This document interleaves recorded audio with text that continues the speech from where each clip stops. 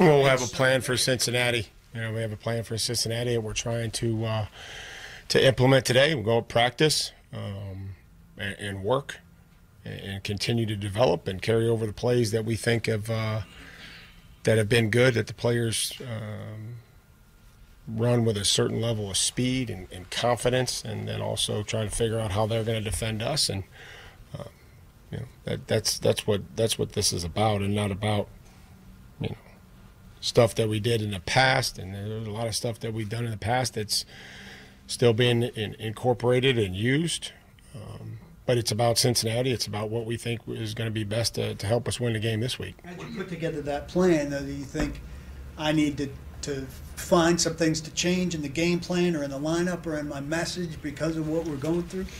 Yeah, you do that all the time. I mean, got a lot of new guys, and we felt like if there was changes that were better, we'd make them. And but this is where right now we're going to keep plowing ahead, being consistent, and we know that our job is to win, and nothing less. And it's when you win, stats will come, but it's about winning. It's about finding a way to win. What do you say or try to adjust with Christian to try to get him back to playing the way he was in camp and preseason? I mean, do your job. You know what I mean? Like, you got to stand up here and you think that, like, you asked me a couple years ago, like, what you can do to help a pass rush. Like, do your job. Like, cover your man. Play cover 2. Reroute. Play inside number 1 when you're in quarters. Whether it's a D lineman, whether it's a DB, and Christian did some cool things, and Christian challenged and he tackled, and he had a penalty, and then they, again, late in the game, I don't know, made a mistake, but I think Christian's going to be just fine. He triggered, he tackled. I thought he was trying to do the things that we want him to do. Just had a mental error late in the game. So just for clarification, you're not concerned about the busted coverages so far? I'm concerned when we lose. And I guess how many busted coverages have we had? The Saints, the 2 touchdowns. What was the one against the Saints? The one where Shaheed ran right by Fulton. That's not a busted coverage. A busted coverage when a guy thinks that somebody else is going to be over top of him, or you don't cover the guy. Like, he was covering the guy. He didn't cover him very well. I mean, do you disagree with that? Or, like, the way I look at a busted coverage would be one guy thinks you're playing cloud and the other guy thinks you're playing post safety. And the guy runs by him and he looks around and the safety's not there. That's a busted coverage. Getting run by or putting your eyes in the backfield and man coverage on a double move, that's a technical error.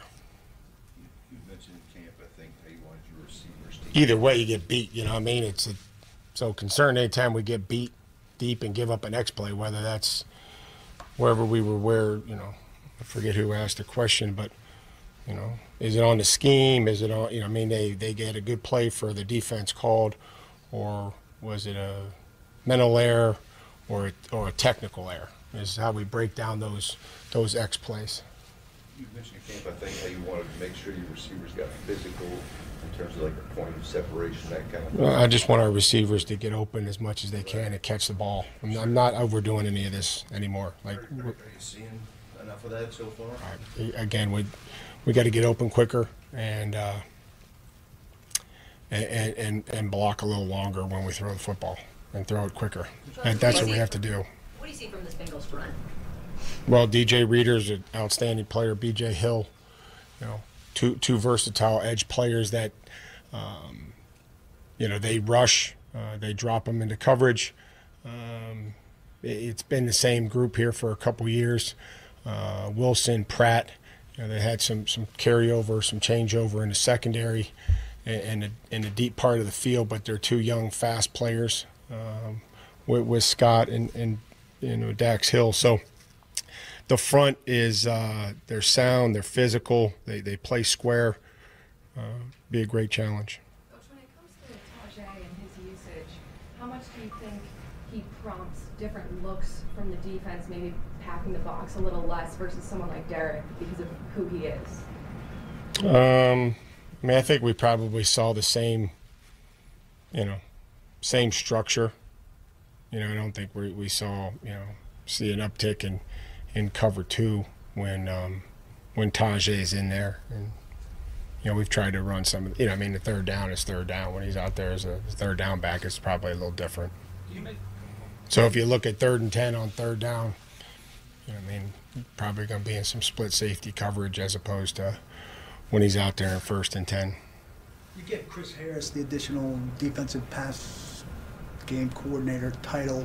What does that entail beyond the cornerback coaching thing, and how do you think it's worked out so far? Well, it's Chris is a part of our coaching staff, a great addition.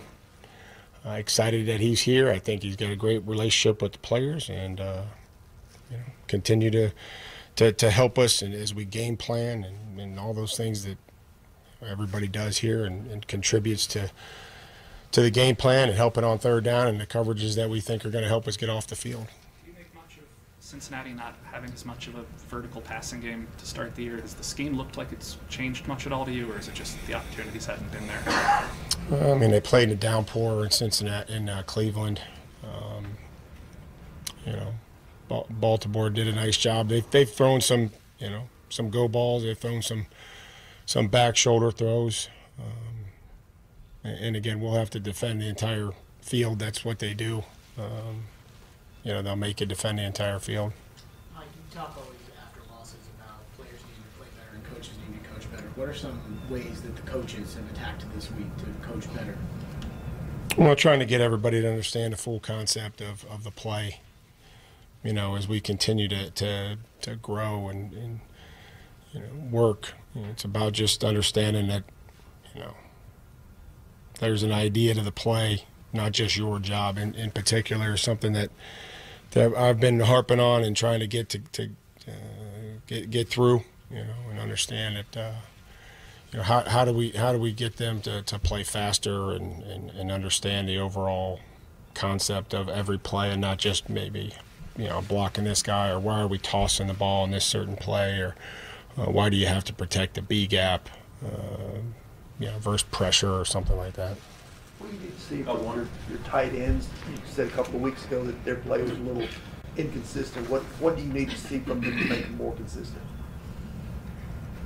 So when we run the football, that they block their guy, when they're in protection in a play pass, that they block the edge rusher, and then when we send them out on a route,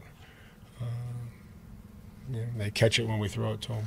Is there potential you'd start the clock on Odukoya to be eligible to be called up? That's something that we could look at. That's certainly something that would be a possibility. When Cheek struggles in the run game, are his struggles more mental or physical execution? Sometimes it's both. You're on the road, and some of those, you're away from the ball. We got to get off on the football, and Chig is he's got great finish, and he's a sudden player. Again, we just talked to him about his technique and getting in on those guys like we would, a player of his skill set. Very willing, but when an undersized player, which sometimes most of the time he is out there, if you get your hands wide and they put their hands in your chest, it makes it difficult.